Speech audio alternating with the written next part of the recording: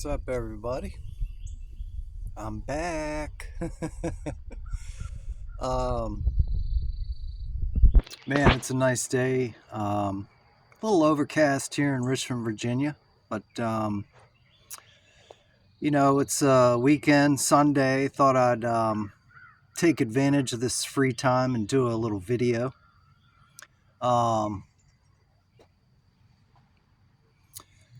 let's see, where do I want to go with this?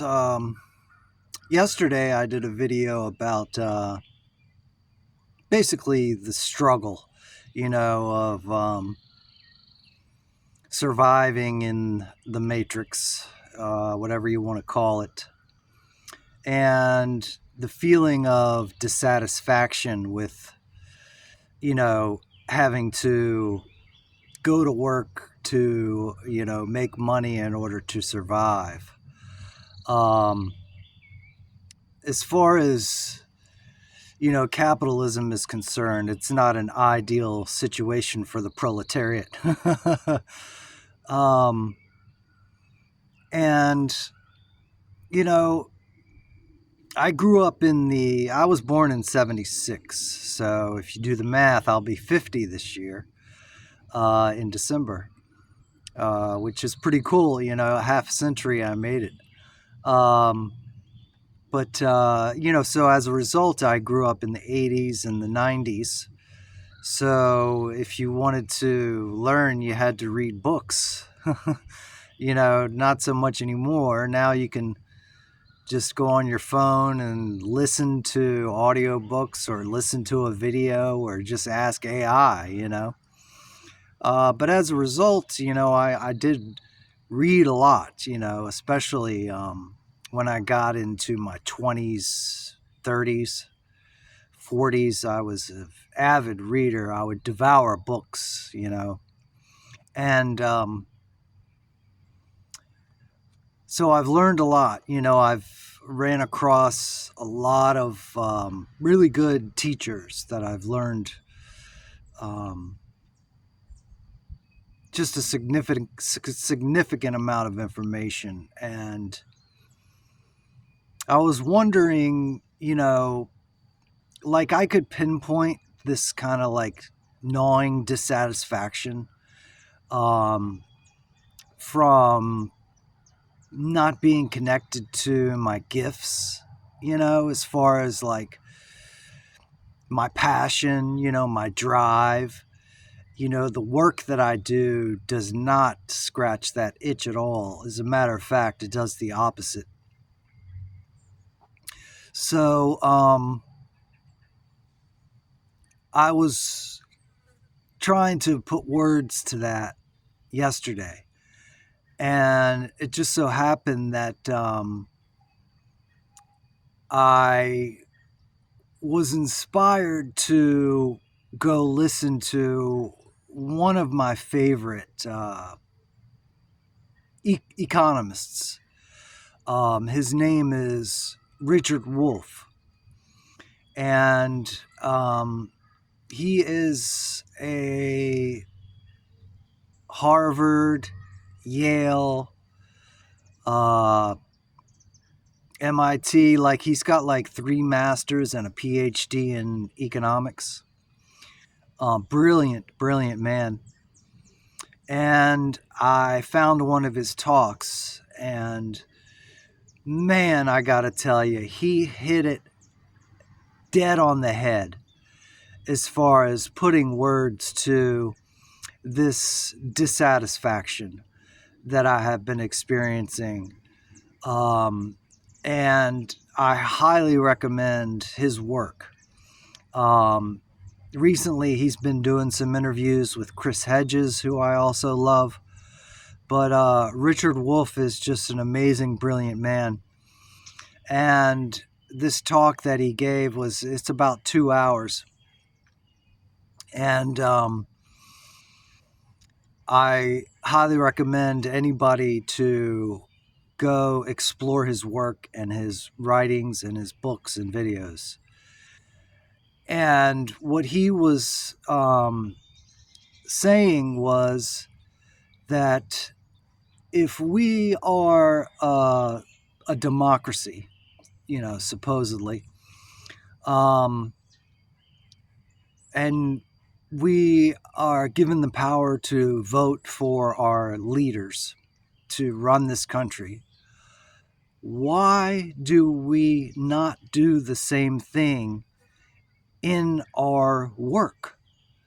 The products that we make, the surplus that is produced, why, as the worker who creates that surplus, why do we not have a say as far as what happens to that surplus, to the profits?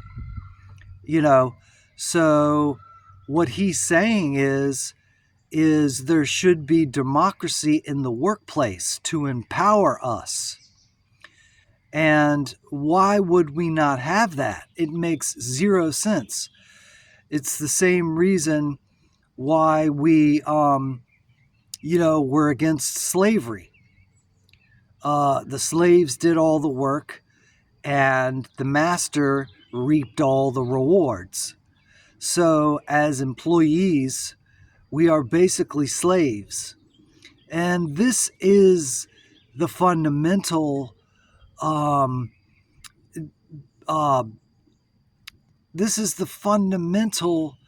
idea as to pinpointing the dissatisfaction that many of us are feeling. And, the fact that even the minimum wage, hasn't been raised since 1978. Of course, it's been raised, but when you account for inflation, it's zero. And this is a fact. You can go check the numbers, and this is why people are struggling, working 2 jobs and still can't make ends meet. When you look at the price of groceries and gas and the electric bill now, the water bill, the utilities, it's absolutely unbelievable. While you look at the employers, the people that own these companies are sitting back like fat cats just collecting millions and billions of dollars. You look at Bezos and you look at Elon Musk, just the grotesque wealth that these people have. Meanwhile, all the workers at Amazon can barely afford rent.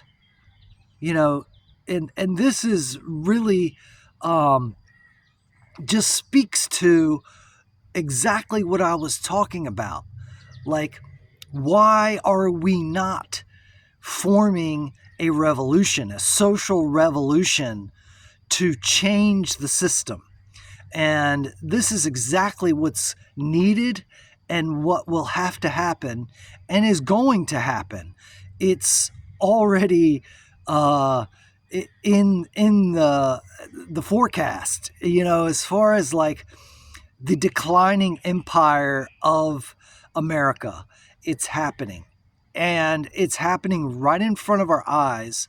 All you have to do is wake up, and see the truth. And what's difficult for most people is to look at things in a new way. That's what's so hard to convince and wake people up, because they don't want to wake up. They don't want to face the truth. You can't handle the truth. And the truth is that the American empire is dead. And there is only one way that we are going to change, and that is through a revolution. And what will have to happen is all these systems that are imploding are going to have to break down so we can rebuild them in a more united, equal way. Okay? And of course, there will be a lot of I'm sure debate, like how you going to do blah, blah, blah. All that's bullshit brainwashing as a result of all the propaganda that you have been bombarded with since you were little. Okay? So, what we have to do is we have to begin, like, I was listening to an interview with Richard Feynman, the Nobel Prize winning physicist. And he was talking about how you have to look at things in a new perspective in order to solve problems. We first have to figure out the question before you can figure out the answer. And what I'm proposing to you is the solution is in the problem. And the problem is that capitalism creates poverty. Okay? That is the problem. The problem is capitalism. And we need to form new systems in order for us to live in truth and justice and equality and in peace and in harmony, especially with nature. And there are a lot of people who know this and are living permacultural principles. They're living gift societies. They're living, this is possible, people. And I'm telling you that it's going to happen because the system is breaking. So please go explore Richard Wolff's work. Go explore Chris Hedges. Go explore what Marxism really is. Go explore what anarchism really is. Try to look at things from a different perspective. Pivot your consciousness and let's change the world. It can happen. It's gonna happen. You don't have a choice because the system's imploding.